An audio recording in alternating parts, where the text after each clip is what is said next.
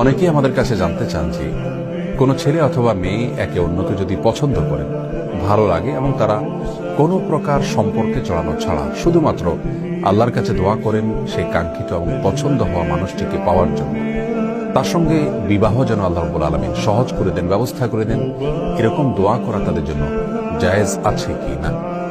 এই প্রশ্নের উত্তরে আমরা সহিহ মুসলিমের একটি হাদিস উল্লেখ করতে পারি, যেখানে প্রিয় নবী সাল্লাল্লাহু আলাইহি সাল্লাম ইরশাদ করেছেন, লা ইয়াজালু ইস্তাজাবু লিল আবদ মা লাম ইয়াদউ বিইসমিন আও কাতিআতি রাহমিন মা লাম ইস্তাজিল। অর্থাৎ বান্দার দোয়া আল্লাহ রাব্বুল আলামিন ততক্ষণ পর্যন্ত কবুল করতে থাকে যতক্ষণ না সে কোনো পাপের কাজের জন্য দোয়া না করে এবং আত্মীয়তার সম্পর্ক ছিন্ন করার জন্য দোয়া না করে এবং তাড়াহুড়ো না করে।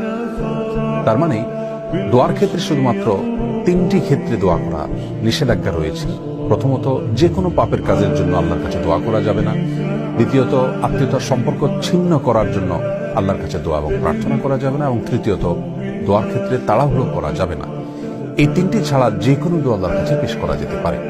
এই হাদিসের আলোকে আমরা বলতে পারি যে সুনির্দিষ্ট করে কাউকে জীবন সঙ্গী হিসেবে পাওয়ার জন্য আল্লাহ রাব্বুল আলামিনের কাছে দোয়া করাতে ইসলাম শরীয়তের দৃষ্টিকোণ থেকে মৌলিকভাবে কোনো বাধা নেই, এভাবে দোয়া করা যেতে পারে।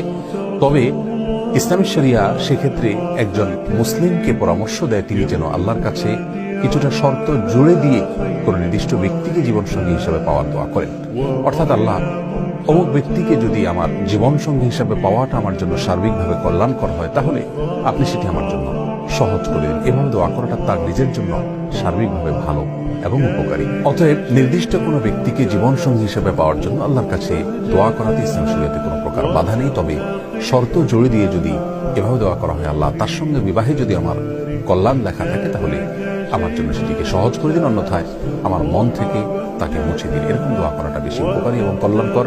আর কোন অবস্থাতেই তার সঙ্গে হারাম সম্পর্কে জড়ানোর বিষয়ে আল্লাহর কাছে দোয়া করা যাবে না, তাহলে সেটি গুনাহের কারণ হবে।